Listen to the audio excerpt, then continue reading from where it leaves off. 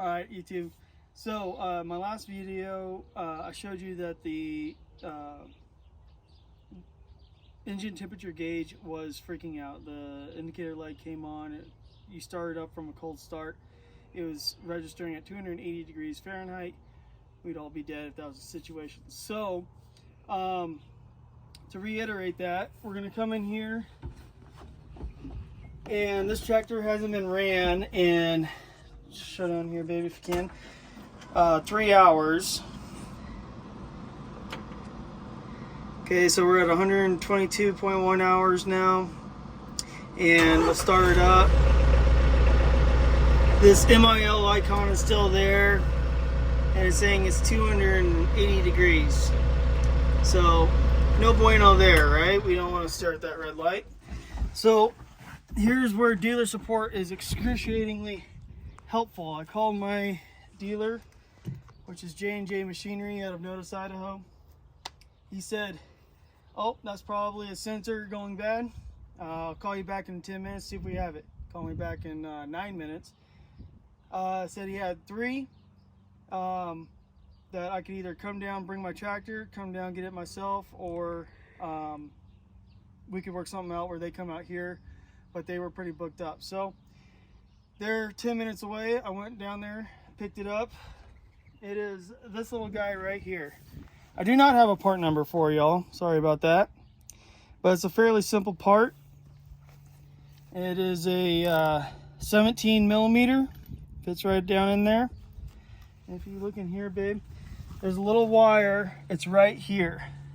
Okay, so we're going to take that wire off and take that out, have this one at the ready, and plug it in. 2 things he said to watch out for, not really watch out for, but helpful. Have this cold. Like I said, it hasn't been ran in 3 hours, so hopefully it's cold enough. And don't open the radiator cap, because it creates a slight vacuum, so hopefully we don't have a bunch of radiator fluid pouring out as we do this. I started the tractor to put the loader up and for you to see the hours, and those ran about the same time. So I don't think there should be fluid running, trying to cool this motor. Yeah, it's cool to the touch, so we should be pretty good there.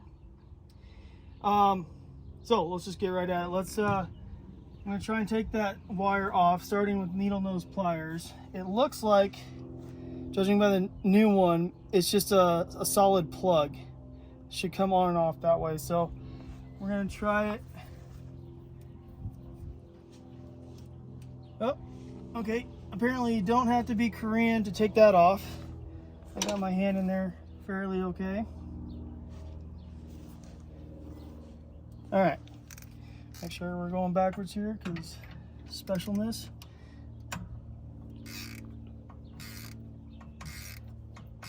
Now, also the dealer mentioned to put Teflon tape on this, so I did. You can do you, but we'll see how that works. Okay. Have this one half ready. Nope, still need that. Okay. That part you do need to be Korean for, because it's, yeah, it's all right. Yeah, it's still under a little pressure, so not a big deal. Take that one out. We're gonna see how well this works.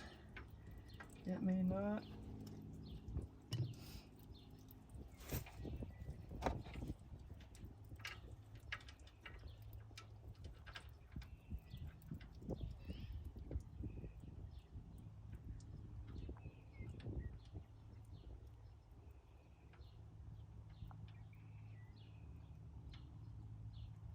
So there's a little cover bracket thing for the alternator, looks like right here.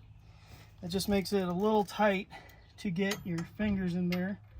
But I got started with my fingers, going slow, the ratchet.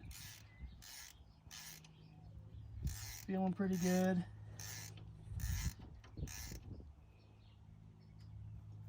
Give it the little ugga-dugga bump.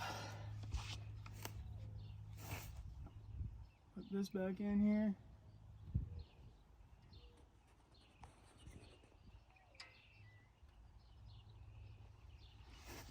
Now I will say this is not the most positive connection right here.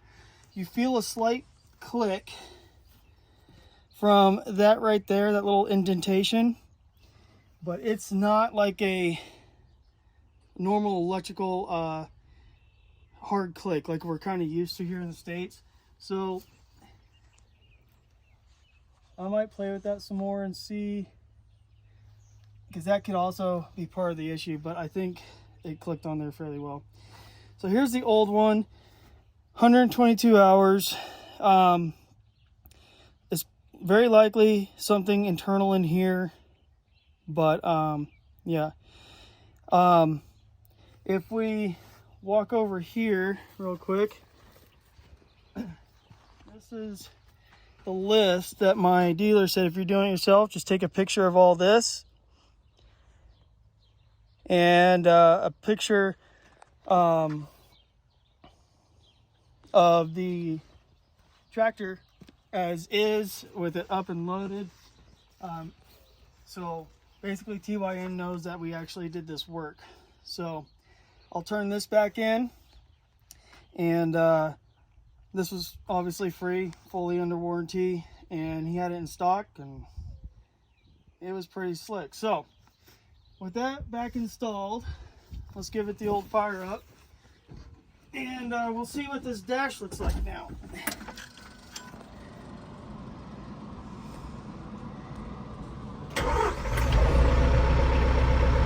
Okay, so the indicator light's gone, the mill light is gone, or the check engine light, I guess, and it's showing at 120 degrees Fahrenheit, which I would say is probably fairly accurate, but time will tell.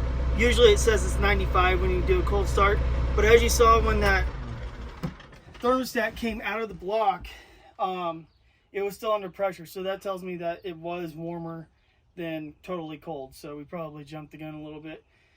So anyways, if you have that issue, it's extremely easy to fix, and we did it together there. So my lovely wife is filming today. Say hi, babe. Hi. And it, you know, like I said, it's 17 millimeter wrench and extension. You're gonna want that, and that's about all you really need other than the part, and go from there.